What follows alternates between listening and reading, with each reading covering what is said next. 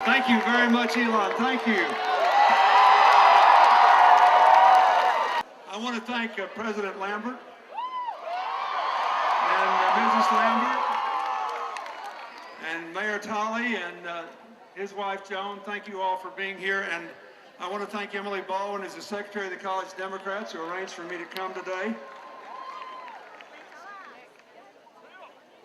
Ladies and gentlemen, we had,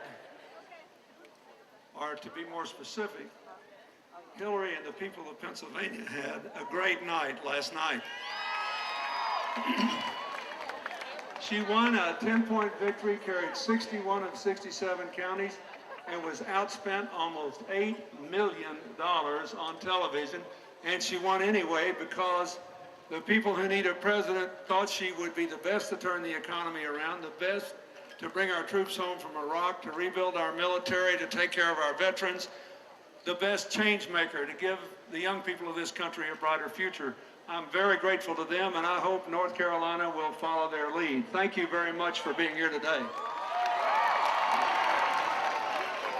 You know, I love coming to this place for one tiny reason and one big reason. The tiny reason is that I'm a crossword nut. And I read a study that says once you get past 50, if you do a crossword puzzle, a Sudoku puzzle, or a set of math problems every day, you cut your Alzheimer's chances by 50%. Anytime you see a clue in a crossword puzzle that says North Carolina College, the answer is always Elon.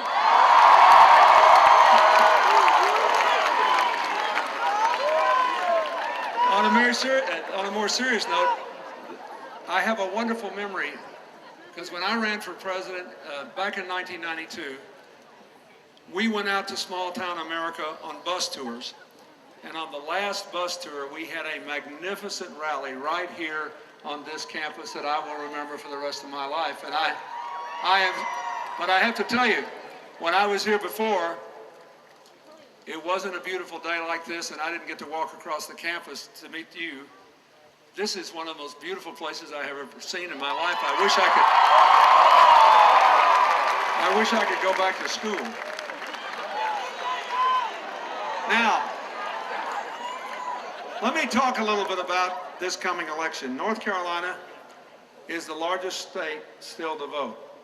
And aren't you glad your vote will count? And I hope you think we should count the votes of every American who has participated in this process. This is really important. And a big decision is facing the American people. We're now down to 3 candidates, 2 Democrats, 1 Republican. And in a funny way, all 3 of them are truly historic figures. And Senator McCain is too. You know, he and Hillary are good friends. She doesn't think he should be elected president because she disagrees with him on Iraq and on the economy. But he's a fine man. He and Hillary have taken reluctant Republican senators all over the world to show them how the globe is changing because of global warming. We now have a bipartisan majority in the U.S. Senate to do something serious about that, to save the planet for your generation. And I think that's a very good thing. But the real issue here is not which of these 3 admirable people will be the most historic. The real issue is who will make the best future for you.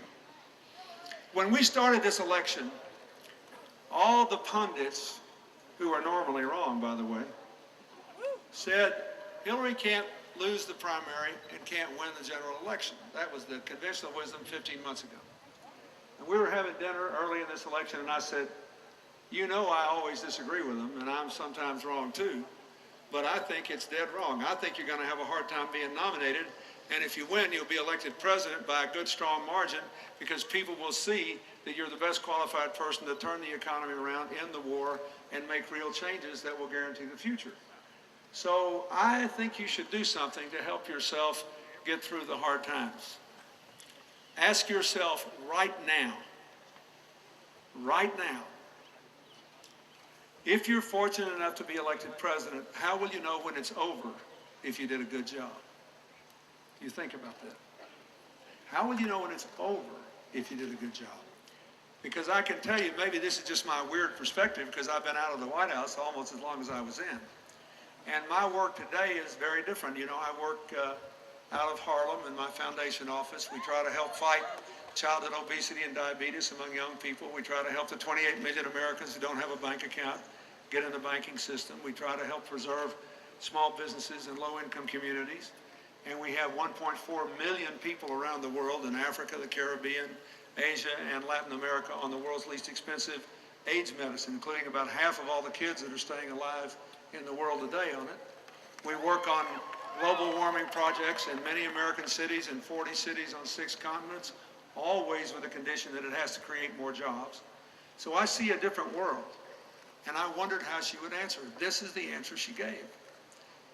She said, I think if the people were to elect me and I got to serve, I would believe I had been faithful to the American people if I could say 3 things. 1, the people are much better off when I quit than when I started. 2, the young people of our country, our children and grandchildren, have a much brighter future when I ended than when I started. And 3, the country and this wonderful but perilous interdependent world are coming together instead of being torn apart. Now, my argument for her is simple. If you agree that those are the tests, she is by far the best candidate. And I want to tell you why.